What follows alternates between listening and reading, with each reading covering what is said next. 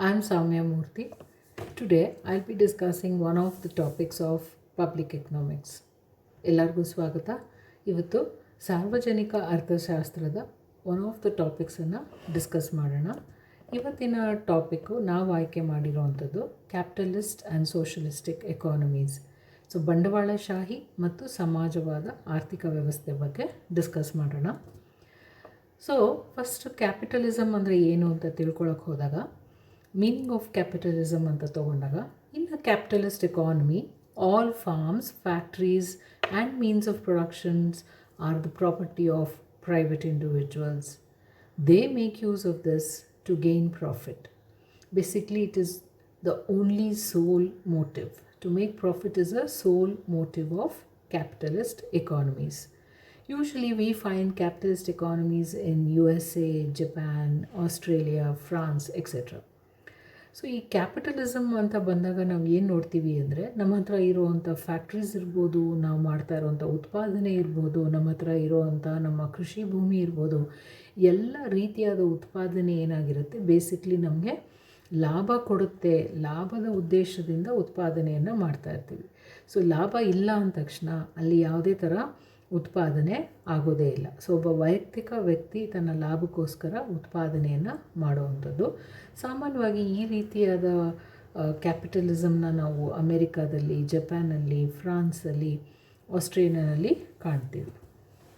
ಇದರ ಲಕ್ಷಣಗಳು ಏನಿದೆ ಅಂತ ನೋಡಿದಾಗ, ಮೊದಲನೇದಾಗಿ ಪ್ರೈವೇಟ್ ಪ್ರಾಪರ್ಟಿ ಆ್ಯಂಡ್ ಇನ್ಹೆರಿಟೆನ್ಸ್ ಅಂತ ಹೇಳ್ತೀವಿ. ಅಂದರೆ ಖಾಸಗಿ ವ್ಯಕ್ತಿಗಳ ಆಸ್ತಿ ಮತ್ತು ಅದು ನಮಗೆ ಪಿತ್ರಾರ್ಜಿತವಾಗಿ ಹೇಗೆ ಬರುತ್ತೆ. ಸೊ ಸಾಮಾನ್ಯವಾಗಿ ಏನಾಗುತ್ತೆ, ಈಗ ಯಾರೋ ಒಬ್ಬರು ಒಂದು ಖಾಸಗಿ ವ್ಯಕ್ತಿ ಹತ್ರ ತನ್ನದೇ ಆದಂಥ ಪ್ರಾಪರ್ಟಿ ಇದೆ ಅಂತ ಇಟ್ಕೊಳ್ಳೋಣ. ಅದು ಪ್ರೈವೇಟ್ ಪ್ರಾಪರ್ಟಿ ಆಗಿರುತ್ತೆ. ಸೊ ಅವನು ಹೂಡಿಕೆ ಮಾಡಿ, ಬಿಸ್ನೆಸ್ ಮಾಡಿ, ಉತ್ಪಾದನೆ ಮಾಡಿ ಅದನ್ನು ಇಂಪ್ರೂವ್ ಮಾಡ್ತಾ ಇರ್ತಾನೆ. ಸೊ ಅವನು ಆದ ನಂತರ, ಅಂದರೆ ತನ್ನ ಮರಣದ ನಂತರ ಆ ಪ್ರಾಪರ್ಟಿ ಏನಾಗುತ್ತೆ, ತನ್ನ ಮಕ್ಕಳಿಗೆ, ಮೊಮ್ಮಕ್ಕಳಿಗೆ ಹೋಗುವಂಥದ್ದು. ಸೊ ಇದು ಥ್ರೂ ಇನ್ಹೆರಿಟೆನ್ಸ್ ಅವ್ರಿಗೆ ಸಿಗುವಂಥದ್ದು. ಸೊ ಇದು ಏನಾಗ್ತಾ ಇದೆ, ಈ ರೀತಿಯಾಗಿ ಆಸ್ತಿ ಒಬ್ಬರಿಂದ ಮತ್ತೊಬ್ಬರಿಗೆ ಕುಟುಂಬದಲ್ಲಿ ಮೂವ್ ಆಗ್ತಾ ಅಥವಾ ಪಾಸ್ ಆಗ್ತಾ ಹೋಗೋದ್ರಿಂದ ಶ್ರೀಮಂತರು ಇನ್ನೂ ಹೆಚ್ಚು ಶ್ರೀಮಂತಿಕೆಯನ್ನು ಪಡಿತಾರೆ.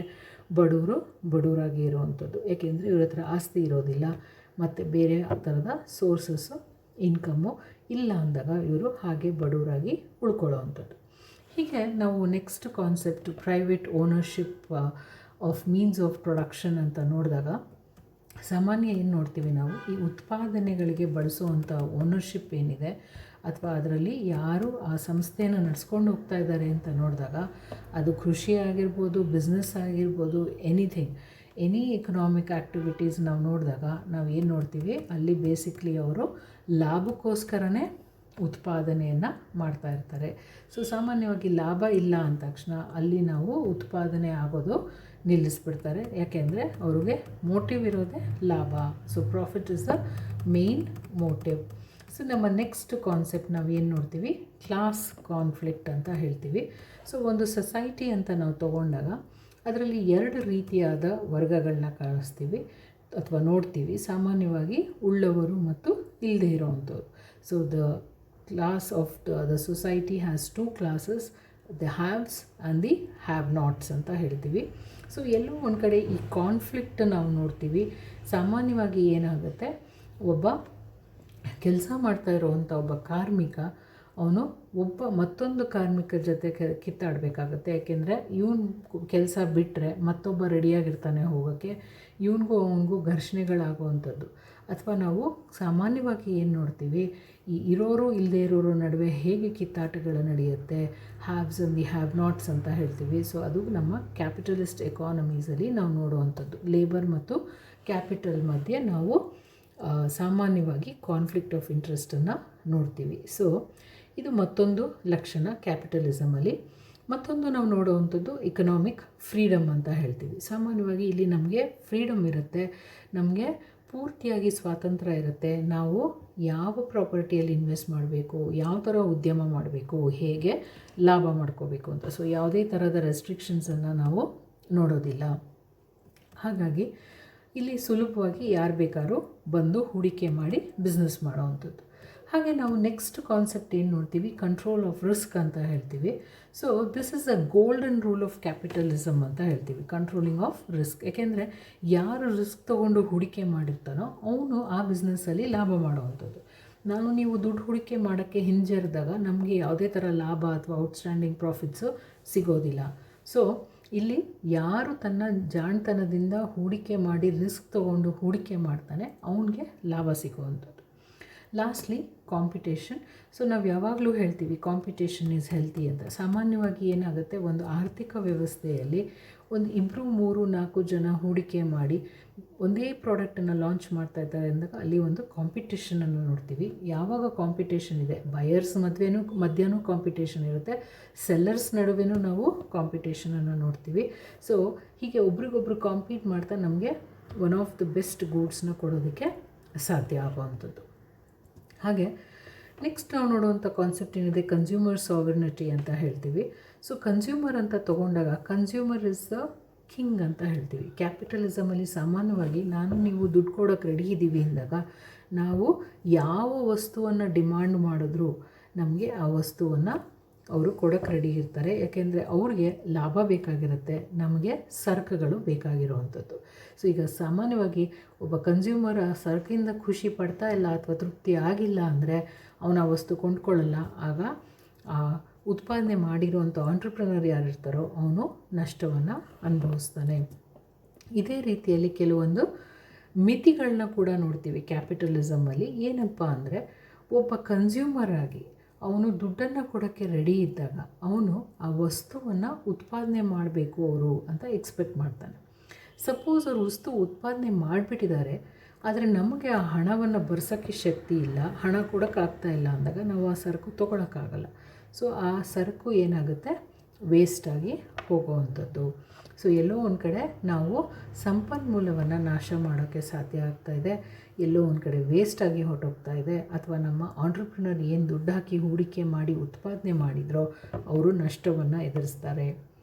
ಇದೇ ರೀತಿಯಲ್ಲಿ ನಾವು ನೆಕ್ಸ್ಟ್ ನೋಡೋದೇನಪ್ಪ ಅಂದರೆ, monopolist exercise control over consumers. So monopoly ಅಂದಾಗ ನಾವು ನೋಡಿರ್ತೀವಿ, ಯಾರೋ ಒಬ್ಬ ವ್ಯಕ್ತಿ ತನ್ನ ಸರಕುಗಳನ್ನ ಮಾರುಕಟ್ಟೆಯಲ್ಲಿ ಮಾರಾಟ ಮಾಡ್ತಾ ಇರ್ತಾನೆ. ಸೊ ಯಾವಾಗ ಅವನು ಒಂದು ವಸ್ತುಗಳನ್ನ ಮಾರ್ತಾ ಇರ್ತಾನೋ ಆ ಕನ್ಸ್ಯೂಮರನ್ನು ಅವನು ಕಂಟ್ರೋಲ್ ಮಾಡೋಕ್ಕೆ ಸಾಧ್ಯ ಆಗುತ್ತೆ. ಅವನು ಕೊಡೋ ವಸ್ತುಗಳನ್ನ ನಾವು ತೊಗೊಳಕ್ಕೆ ಶುರು ಮಾಡಿಬಿಡ್ತೀವಿ. ಹಾಗೆ ಕನ್ಸ್ಯೂಮರ್ ಏನು ಮಾಡ್ತಾನೆ, ತನ್ನದೇ ಆದಂಥ ಸ್ವಂತ ಹ್ಯಾಬಿಟ್ಸ್ ಇರುತ್ತೆ, ತನಗೆ ತನ್ನದೇ ಆದ ಆಸೆಗಳು ಬಯಕೆಗಳು ಇರುತ್ತೆ. ಸೊ ಕೆಲವು ಸಲ ಅದು ಬೇಕಾಗಿರುತ್ತೋ ಬೇಡವಾಗಿರುತ್ತೋ ಸೊಸೈಟಿಗೆ, ಅವನ ಹ್ಯಾಬಿಟ್ಸ್ಗೋಸ್ಕರ ಅವನ ವಸ್ತುಗಳನ್ನ ತೊಗೋತಾನೆ. ಅದು ಬೇಡದೇ ಇರೋವಂಥ ಅವಶ್ಯಕತೆ ಇಲ್ಲದೇ ಇರೋವಂಥ ವಸ್ತು ಕೂಡ ಆಗಿರೋ ಸಾಧ್ಯತೆ ಇರುತ್ತೆ. ಸೊ ಈಗ ನಾವು ನಮ್ಮ ನೆಕ್ಸ್ಟ್ ಕಾನ್ಸೆಪ್ಟ್ ಏನಿದೆ ಅದು ಸೋಷಲಿಸಮ್ ಬಗ್ಗೆ ಮಾತಾಡೋಣ. ಸೋಷಲಿಸಮ್ ಅಂತ ತೊಗೊಂಡಾಗ the means of production is owned and managed by the state instead of a individual. Usually the state decides what is best for the nation and it's not profit motive. So ಇಲ್ಲಿ profit ಮ್ಯಾಕ್ಸಿಮೈಸೇಷನ್ಗೆ ಪ್ರಾಮುಖ್ಯತೆ ಇರೋದಿಲ್ಲ, ಲಾಭಕ್ಕೋಸ್ಕರ ಸರ್ಕಾರ ಹೂಡಿಕೆ ಮಾಡೋದಿಲ್ಲ. ಸರ್ಕಾರ ಯಾತಕ್ಕೋಸ್ಕರ ಹೂಡಿಕೆ ಮಾಡುತ್ತೆ ಅಂದರೆ ಇದು ನಮ್ಮ ಅವಶ್ಯಕತೆಗೆ ಸಂಬಂಧಪಟ್ಟಿರುವಂಥ ಸರಕಾಗಿರುತ್ತೆ. ಸೊ ಇಲ್ಲಿ ನಮ್ಮ ಲಾಭ ಸೆಕೆಂಡ್ರಿ ಕಾನ್ಸೆಪ್ಟ್, ಫಸ್ಟ್ ಬರೋದು ದೇಶಕ್ಕೆ ಅವಶ್ಯಕತೆ ಇರುವಂಥ ಸರಕು. ಸೊ ಸೋಷಲಿಸಮನ್ನು ಎಲ್ಲಿ ನೋಡ್ತೀವಿ ಅಂದರೆ ಸಾಮಾನ್ಯವಾಗಿ ಚೈನಾನಲ್ಲಿ, ಪೋಲ್ಯಾಂಡಲ್ಲಿ, ಇಥೋಪಿಯಾನಲ್ಲಿ ಫಾಲೋ ಮಾಡುವಂಥ ಎಕನಾಮಿಕ್ ಪಾಲಿಸೀಸ್.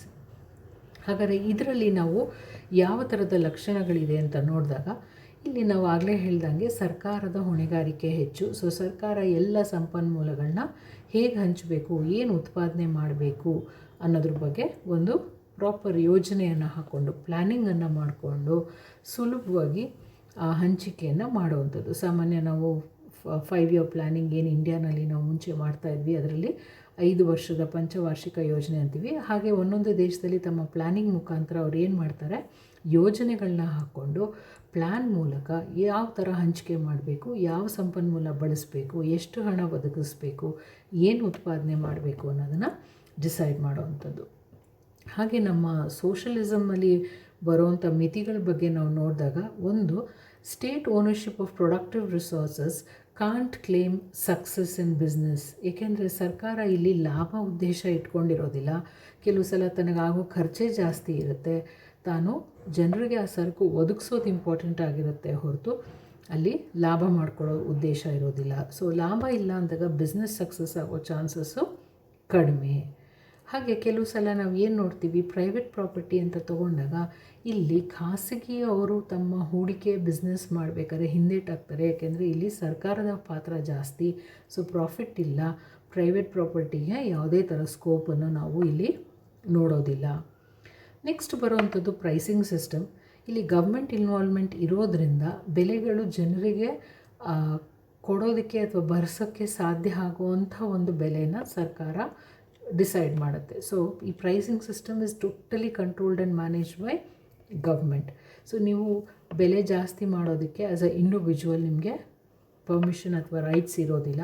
ಸೊ ಕೆಲವು ಸಲ ನಿಮಗೆ ಅದು ಲಾಭ ತರದೇ ಇರ್ಬೋದು. ಸೊ ನಿಮಗೆ ನೀವು ಅಂದ್ಕೊಂಡಷ್ಟು ಪ್ರಾಫಿಟ್ ಸಿಗದೇ ಇರ್ಬೋದು. ಕೆಲವು ಸಲ ಲಾಸ್ ಆಗೋ ಚಾನ್ಸಸ್ ಕೂಡ ಇರುತ್ತೆ.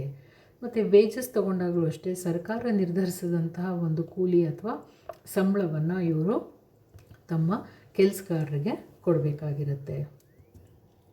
ಸೊ ಕೊನೆಯದಾಗಿ ನಾವು ಒಂದು ಕನ್ಕ್ಲೂಷನ್ಗೆ ಬಂದಾಗ ನೋಡ್ತೀವಿ, ಯಾವಾಗಲೂ ಅಲ್ಲೊಂದು ಬ್ಯಾಲೆನ್ಸ್ ಇರಬೇಕಾಗುತ್ತೆ. ಆ balance between the consumer and the producers needs is essential in a society for economic prosperity in capitalist economy.